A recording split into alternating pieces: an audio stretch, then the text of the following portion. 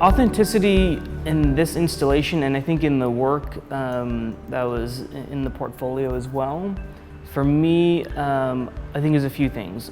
One is the kind of form-making strategies relative to a kind of broad survey of contemporary formalism. So returning to kind of anachronistic geometries of spheres, cones, and cylinders. There's a kind of argument there about the recognition of particular parts, but ambivalent wholes, or wholes that kind of allude to many things, or you can't quite place them as one geometry or one thing, and you can only identify certain parts. That kind of portion of authenticity has to do with a generic original, so using generic things to produce sort of unfamiliar or kind of quote-unquote original forms, but still that maintain a typological relationship. I think the other thing for authenticity for me in this work has a lot to do with context and reclaiming certain things. And so particularly interested in the pastoral, and the pastoral in relation to digital culture, contemporary digital culture. And so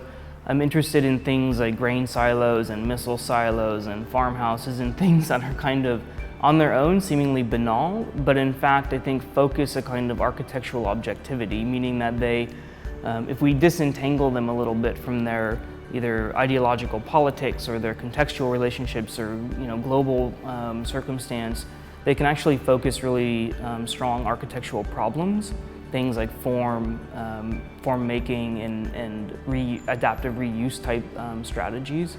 It's no longer about the kind of much older version of authenticity, which is about the kind of original, like specifically doing something purely original, nor is it about the kind of explicit retreat to copies and historicism, but it's also a way of projecting forward. The project here in the gallery would best be described through two terms. One would be form and one would be context. So forms, which you're looking at here, are 4 domes.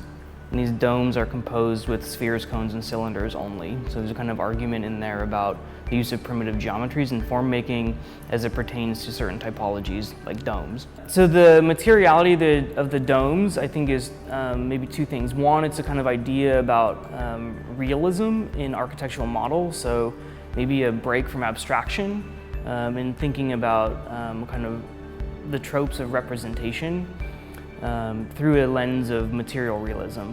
Then I think the other thing that the materiality does between the shingles, the stripes, the patina, and the gilding is they aim to sort of confuse the timeline of the dome. Whereas the gilded one looks like it's still wet from a rain, the patina one looks like it's in some far distant future.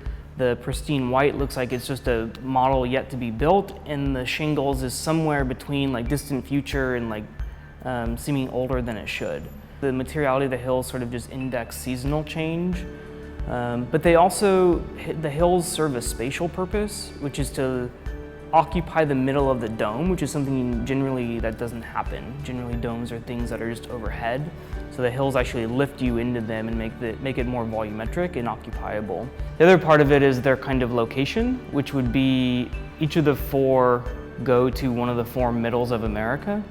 So in the US, depending on how you kind of understand the map itself and what you include as the boundary and perimeter, you can identify 5 different middles. These become kind of markers, and they're also a way to introduce a typology that's kind of unfamiliar to these pastoral contexts. So the middles are all in these kinds of remote landscapes.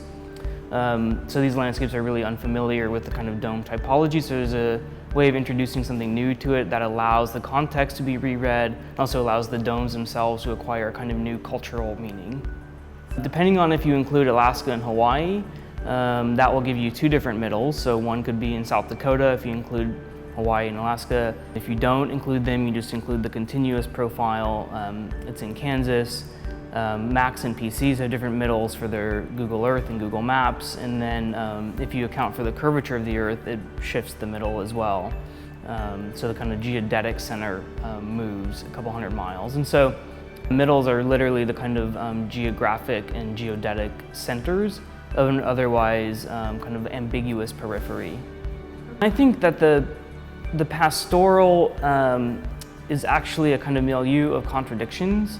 but it's generally not understood as such. It's generally understood as kind of the middle of nowhere, right, which is kind of the four middles. But I actually think that there's something more interesting going on there. I think that it's actually a place of avant-garde and kitsch. I think it's a place of surrealism and realism. I think it's a place of low-tech and high-tech. I think it's a place of kind of folklore and technological sophistication. So it's a highly politicized kind of environment, and yet it's also a kind of highly cultural kind of environment. So the surrealism for me, I think, is inherent to my interest in place. It's the introduction of things like either the domes or other projects like a Belvedere project or a project called the Star Gardens. These projects, I think, all bump up against things like either the sublime or even the picturesque, and within that, surrealism occupies a bit of a different kind of role. I see the context as surrealist, particularly in the kind of wake of a global metropolis. These contexts for me offer something different, and they offer a way to speculate on new forms of architectural problems. And it's interesting because the pastoral is so covert politically.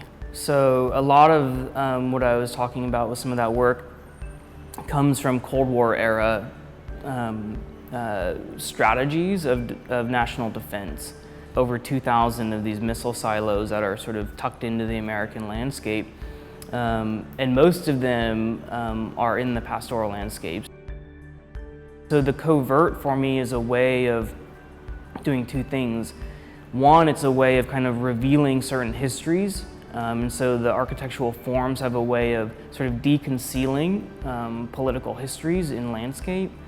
But it's also a way of then projecting and hopefully convening new kind of social audiences through architectural intervention.